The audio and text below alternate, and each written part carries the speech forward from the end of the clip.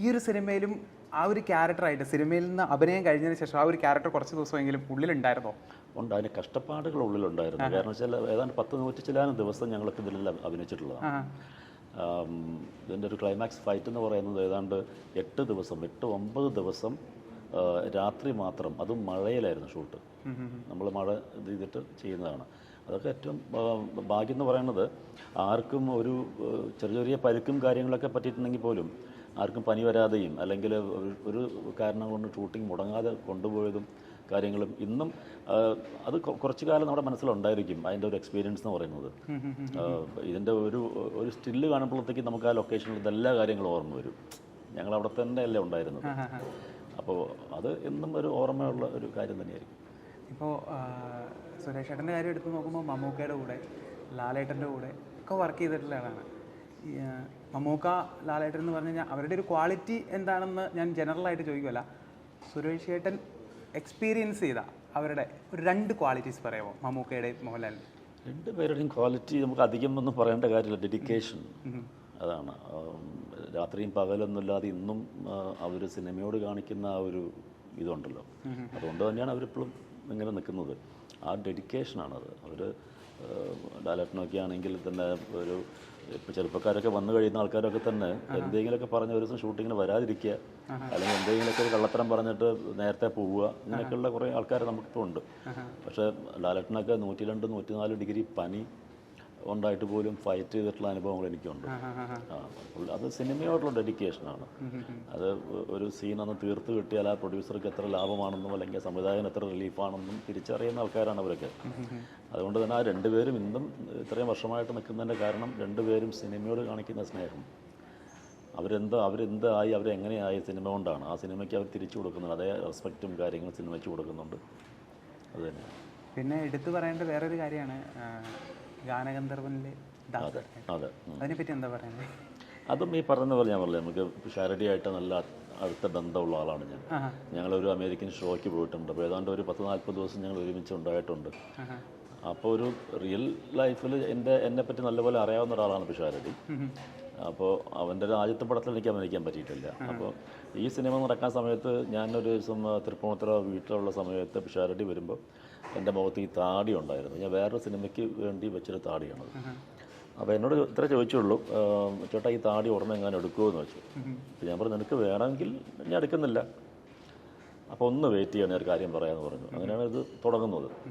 പിന്നെ ഒരു അടുത്ത ആഴ്ച ആകുമ്പോഴത്തേക്കും എന്നെ വിളിച്ച് പറഞ്ഞു, ചേട്ടാ താടി എടുക്കണ്ട, നമ്മൾ ഇതിനെ സംഭവം ചെയ്യാൻ പോവാണ്, മമ്മൂക്കയുടെ പടമാണ് എന്ന് പറഞ്ഞു. സന്തോഷം. പിന്നെയാണ് ആ കഥാപാത്രത്തെ പറ്റി പറയുന്നതും കാര്യങ്ങളൊക്കെ. ഇപ്പോൾ നമുക്ക് 19-ാം നൂറ്റാണ്ടിലേക്ക് തിരിച്ചു വരാം. പണിക്കശ്ശേരി പരമേശ്വര കൈമൾ, അതാണല്ലോ ചേട്ടൻ ചെയ്യുന്ന ആ ഒരു റോള്. ആ റോള് ഇപ്പോൾ പടം റിലീസാകുന്നതിന് മുന്നേ ഈ ഒരു സമയത്ത് ചിന്തിക്കുമ്പോൾ ചേട്ടൻ്റെ കയ്യിൽ എത്രമാത്രം ഭദ്രമായിരുന്നു, ചേട്ടൻ തന്നെ അസസ് ചെയ്തെന്ന് പറയാമോ?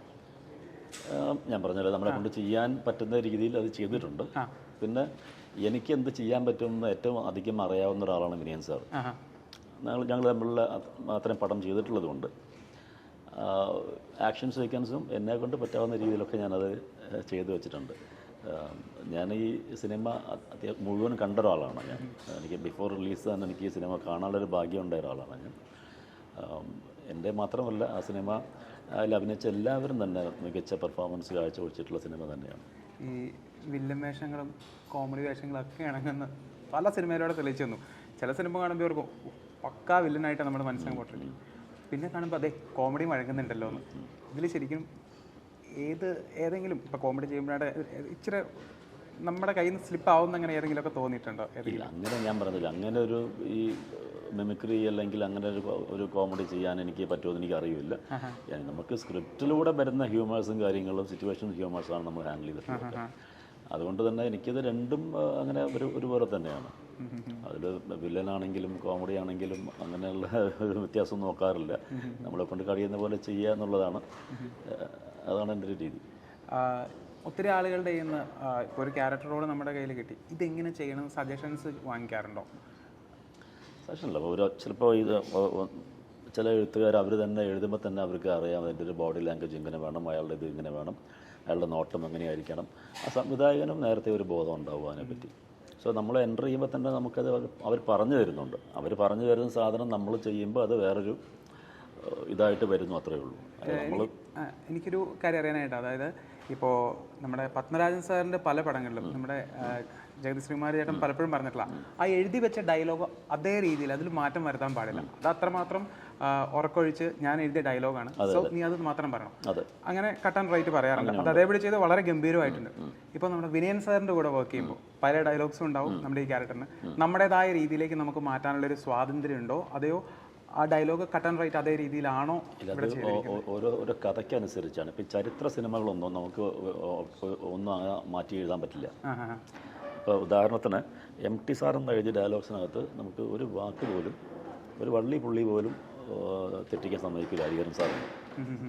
അവിടെ പുള്ളി എന്താണ് അതിന് അത്രത്തോളം കാലം ഇരുന്ന് റിസർച്ച് ചെയ്തിട്ടാണ് പലതും വെട്ടിയും തിരുത്തിയും എഴുതിയിട്ടാണ് അവസാനമാണ് നമ്മുടെ കയ്യിലെത്തുന്നത്. പിന്നെ അതിനകത്തൊരു വാക്ക് നമ്മൾ മാറ്റാൻ സമ്മതിക്കില്ല, ഹരിഹരൻ സാർ സമ്മതിക്കത്തില്ല. വിനയൻ സാറിൻ്റെ അടുത്ത് നമുക്ക് ചിലപ്പോൾ ചില സാധനങ്ങൾ, സാർ നമുക്കിത് ഇങ്ങനെ ഒന്ന് പറഞ്ഞാൽ കുഴപ്പമുണ്ടോ, നോക്കട്ടെ എന്ന് പറഞ്ഞാൽ അത് കുഴപ്പമില്ല പറഞ്ഞതെന്ന് പറയും പുള്ളി. അർത്ഥം മാറാതെ പറഞ്ഞാൽ മതി, അത്രയേ ഉള്ളൂ.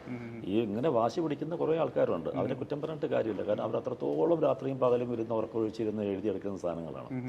അപ്പോൾ പെട്ടെന്ന് അത് കയറി മാറ്റാൻ പറ്റില്ല നമുക്ക്. പിന്നെ ഒരു സോഷ്യൽ സ്റ്റോറി പറയുന്നത് പോലെയല്ല ചരിത്രം പറയുമ്പോൾ. ചരിത്രത്തിനകത്ത് പറയുമ്പോഴത്തേക്കും അതിൻ്റെ ഭാഷകളും അതിൻ്റെ വാക്കുകളും ഒക്കെ തന്നെ വ്യത്യാസങ്ങളുള്ള സാധനങ്ങളാണ്. സോ നമുക്കത് ഇപ്പോഴത്തെ റിയൽ ലൈഫിലത്തെ ഒരു ഭാഷ ചെന്ന് പറയാൻ പറ്റില്ല.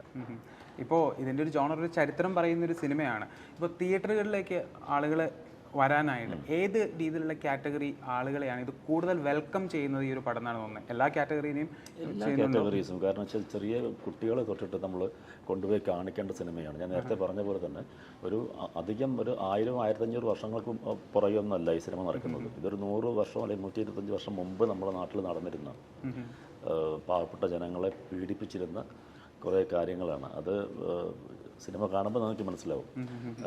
ഒരു പാരൻസ് ആണ് ഈ സിനിമ ആദ്യം കാണുന്നതെങ്കിൽ അവരുടെ മക്കളെ ഈ സിനിമ കൊണ്ടുപോയി കാണിച്ചിരിക്കും, അത് ഉറപ്പാണ്. പഴശ്ശിരാജ മൂവി ചെയ്തിട്ടുണ്ട്. ആ ഒരു സിനിമയിൽ മമ്മൂക്കയായിട്ട് ഒത്തിരി അടുത്ത് ഇടപഴകാൻ പറ്റിയ സീനുകളുണ്ടായി. മമ്മൂക്കയായിട്ട് കുറേ ടൈം സ്പെൻഡ് ചെയ്യാൻ പറ്റിയിട്ടുണ്ട്. അപ്പോൾ ശരിക്കും പഴശ്ശിരാജയിൽ മമ്മൂക്കയായിട്ടുണ്ടായിരുന്ന ആ ഒരു എക്സ്പീരിയൻസിനെ പറ്റി പറയാമോ? മമ്മൂക്കയായിട്ട് നമ്മൾ അടുത്ത് ഇരുന്നിട്ടുള്ള എല്ലാം ഒരു എക്സ്പീരിയൻസ് തന്നെയാണ്. പഴശ്ശിരാജയിലേക്ക് പോകേണ്ട കാര്യമില്ല. അദ്ദേഹം എന്ന് പറയുന്നത് അദ്ദേഹത്തിൻ്റെ എന്താ പറയുക ജനറൽ നോളജും അങ്ങനത്തെ കാര്യങ്ങൾ നമ്മൾ അദ്ദേഹം അടുത്തിരുന്നിട്ടുണ്ടെങ്കിൽ നമുക്ക് ഇങ്ങനെ ചോദിച്ചറിയാൻ നമുക്കിങ്ങനെ കൊതിയാവും ഓരോ കാര്യങ്ങളും. കാരണം പുള്ളിക്ക് അറിയാത്തതായിട്ടുള്ളൊരു കാര്യമുണ്ടെന്ന് എനിക്ക് തോന്നണില്ല.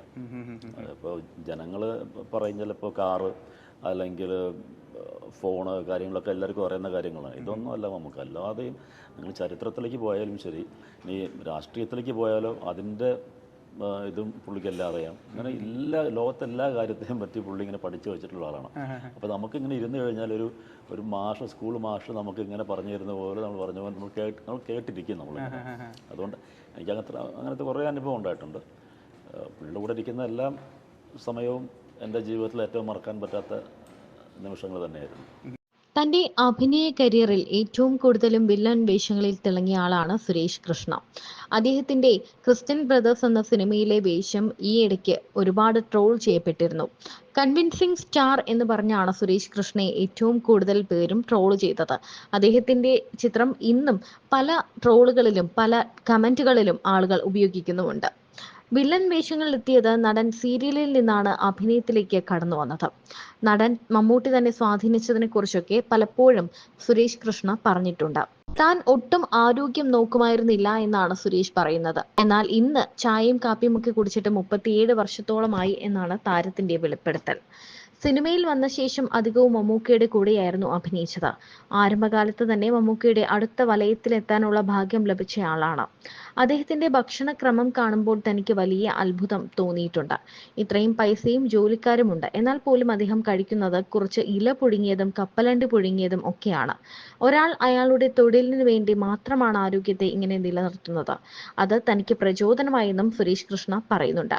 മമ്മൂട്ടിയെ പരിചയപ്പെടുന്നതിന് മുൻപ് തന്റെ ആഹാര രീതി മോശമായിരുന്നു എന്നാണ് സുരേഷ് കൃഷ്ണ പറയുന്നത്.